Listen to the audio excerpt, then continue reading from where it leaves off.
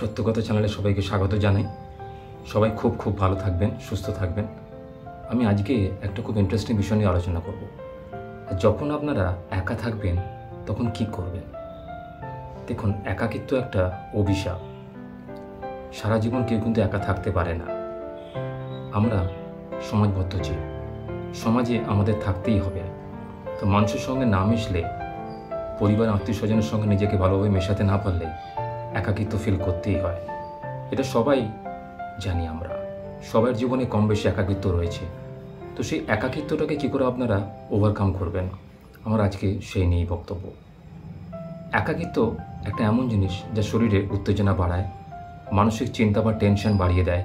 অহেতুক চিন্তা করে আপনার শরীরের blood sugar level, blood pressure level বেড়ে যায়, আপনি অসুস্থ হয়ে পড়েন।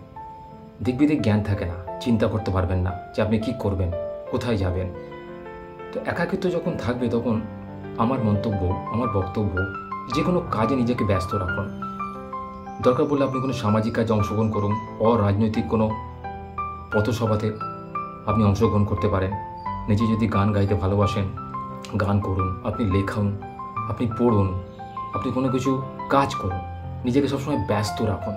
এই ব্যস্ত রাখা মানসিকতা থাকলেই দেখবেন একাকিত্ব আপনার কেটে গেছে, আপনার জীবনটা আর একঘেয়ে মনে হচ্ছে না। নিজেকে এই ব্যস্ত রাখতে পারলেই এই একাকিত্ব থেকে আপনি নিজেকে মুক্ত করতে পারবেন।